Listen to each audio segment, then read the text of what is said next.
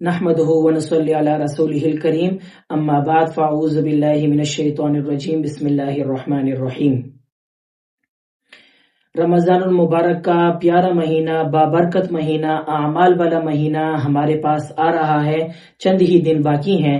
تو اللہ کریم سے یہی دعا ہے کہ اے اللہ، جو بابرکت مہینہ ہمارے اوپر آ رہا ہے، اے اللہ اس کو ہم صحیح طریقے سے اس کی قدردانی کریں، اس کے دن کو روزہ رکھیں، رات کو تراویح کی نماز پڑھیں، سمجھ میں آگے نا، تاکہ ہم اس کی اچھی طریقے سے قدر کریں، تاکہ بعد میں عید کی نماز پڑھنے کے بعد جب یہ روزہ اے اللہ جب آپ کے پاس آئے تو بجائے ہماری شکایت لگانے کے ہماری اچھی بات کریں کہ اے اللہ آپ نے مجھے جس بندے کے پاس 1 مہینہ بھیجا اس نے تو مجھے بہت اچھا ٹائم دیا، میری قدر کی، مجھے وقت دیا، میرا صحیح طریقے سے استعمال کیا، نہ کہ ہم اپنا ٹائم غلط طریقے سے استعمال کریں۔ اچھا، ایک بہت بڑا اعتراض ہمارے معاشرے میں اٹھایا جاتا ہے، وہ جی غیر مقلدین کی طرف سے ہے۔ غیر مقلدین کی طرف سے یہ اعتراض ہم پر بڑا ہی ایک عجیب طریقے سے اٹھایا جاتا ہے۔ وہ یہ کہتے ہیں کہ بھائی تراویح کی نماز تو 8 رکعت ہے، 20 رکعت تو ہے ہی نہیں، 20 رکعت آپ جو پڑھتے ہیں وہ بدعت ہے، 8 رکعت ہم جو تراویح کی نماز پڑھتے ہیں وہ سنت سے ثابت ہیں۔ سمجھ میں آگی نا؟ جیسے ایک غیر مقلد نے کہا کہ بھائی 8 تراویح ہیں، سمجھ میں آگی نا، 8 تراویح ہیں اور جماعت کے ساتھ ہے، جیسے ہمارے استاد محترم مولانا الیاس گھومن صاحب حفظہ اللہ تعالی، اللہ تعالیٰ ان کی زندگی میں برکت عطا فرمائے، وہ فرمایا کرتے تھے کہ مجھ سے ایک غیر مقلد نے پوچھا کہ بھائی تراویح کتنی ہے، یعنی میں نے ان سے پوچھا، اس نے کہا کہ بھائی جی 8 رکعت تراویح ہے۔ میں نے پوچھا کہ جماعت کے ساتھ ہے یا غیر جماعت کے ساتھ، اس نے کہا کہ بھائی جماعت کے ساتھ ہے۔ پھر میں نے کہا کہ بھائی اس کو تراویح میں پورا قرآن سنانا ہے یا آدھا قرآن؟ انہوں نے کہا کہ نہیں بابا پورا قرآن سنانا ہے۔ پھر میں نے کہا اچھا مسجد میں ہے یا مسجد کے علاوہ؟ انہوں نے کہا کہ نہیں مسجد میں ہے۔ پھر ہمارے استاد محترم نے فرمایا کہ ٹھیک ہے، آپ کی میں نے یہ بات سن لی، اب آپ نے میرے 5 سوالوں کا جواب دینا ہے۔ 5 سوال آپ سے بھی میں یہی گزارش کروں گا کہ اگر کوئی بھی ایسے کوئی چٹکلا بندہ آپ کے سامنے آئے نا، جو آپ کو زیادہ حدیث اور قرآن کا اور حدیث کا ریفرنس آپ کو بہت زیادہ دے کہ بھائی قرآن و حدیث، آپ ان سے صرف 5 سوال کریں، انہیں کہے کہ اس کا جواب مجھے چاہیے۔ اور میں اپنے اس چینل کے بساطت سے میں یہ کہوں گا کہ اگر کسی بندے کے پاس میرے ان 5 سوالوں کا جواب ہے تو وہ مجھے کمنٹ میں آ کر جواب بھی دے سکتا ہے۔ میرا پہلا سوال کہ بھئی آپ جو کہتے ہیں کہ 8 رکعت آپ علیہ الصلوۃ والسلام نے تراویح پڑھی، وہ مجھے ثابت کریں۔ دوسرا یہ کہ پورا مہینہ پڑھا، جیسے کہ آپ پورا مہینے پڑھنے کے قائل ہیں، وہ مجھے ثابت کریں۔ تیسرا یہ کہ جماعت کے ساتھ آپ صلی اللہ علیہ وسلم نے پڑھائی، وہ بھی ثابت کریں۔ تیسرا یہ کہ مکمل قرآن مجید آپ صلی اللہ علیہ وسلم نے پڑھایا وہاں پر تراویح میں، یہ ثابت کریں۔ تیسرا یہ کہ ہر مسجد میں تراویح پڑھنا چاہیے یا صرف مسجد حرام یا مسجد نبوی میں پڑھنی چاہیے؟ سمجھ میں آگی نا؟ میرے 5 قسم کے سوال ہے، اس کا جواب اگر کوئی دے سکتا ہے کمنٹ میں مجھے دے دیں۔ کیونکہ ایک ہمارے استاد محترم فرمایا کرتے ہیں کہ ایک غیر مقلد آیا، اس نے مجھے کہا کہ بھائی تراویح 8 رکعت ہے، سمجھ میں آگی نا، 8 رکعت ہے۔ تو ہمارے استاد محترم نے فرمایا کہ اچھا 8 رکعت ہیں، تو اس 8 رکعت میں آپ جماعت کے ساتھ پڑھتے ہیں؟ انہوں نے کہا کہ اچھا، سب سے پہلے استاد محترم نے فرمایا کہ 8 رکعت کی تراویح ہے؟ انہوں نے کہا کہ ہاں۔ کہتا کس سے ثابت کرو گے؟ کہتا ہے قرآن مجید سے۔ کہتا اچھا قرآن مجید میں تو تراویح کا ذکر ہے نہیں۔ انہوں نے کہا کہ نہیں، ہم قرآن سے ثابت کریں گے، ہم حدیث سے ثابت کریں گے، یعنی بات کو پلٹ دی، حدیث کی طرف آ گئے۔ جب حدیث میں آ گیا، حدیث میں مجھے بتائیں کہ پورا مہینہ ثابت ہے، یہ بھی ذرا مجھے بتا دیں آپ علیہ الصلوۃ والسلام کی زندگی سے۔ انہوں نے کہا کہ نہیں بابا، ہم اس کو ثابت کریں گے صحابہ کرام کے عمل سے ثابت کریں گے۔ سمجھ میں آ گئی نا؟ صحابہ کرام کے عمل سے ہم ثابت کریں گے۔ بھائی ایک جگہ پر ٹکتا ہی نہیں ہے نا، کبھی کہتا ہے قرآن، کبھی کہتا ہے حدیث، کبھی کہتا ہے کہ صحابہ کرام کے عمل سے۔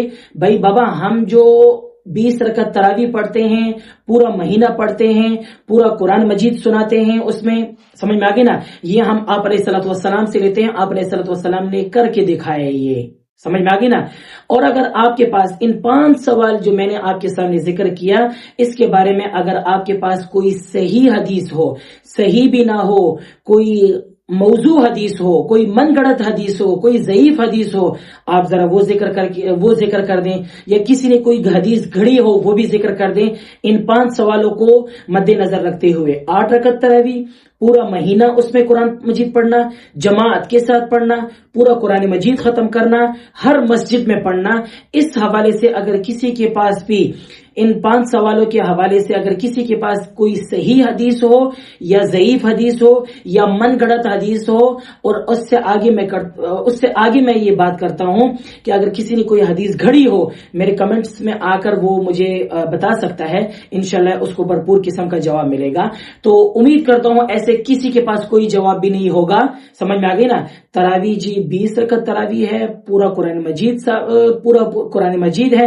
اچھا بعض لوگ کہتے ہیں نا کہ بھائی آپ علیہ الصلوۃ والسلام نے تو جی بھائی پورا قرآن مجید نہیں سنایا، یعنی پورا قرآن مجید آپ صلی اللہ علیہ وسلم نے پڑھا نہیں ہے، وہ تو جی حضرت عمر فاروق رضی اللہ تعالیٰ عنہ کے دور سے شروع ہوا.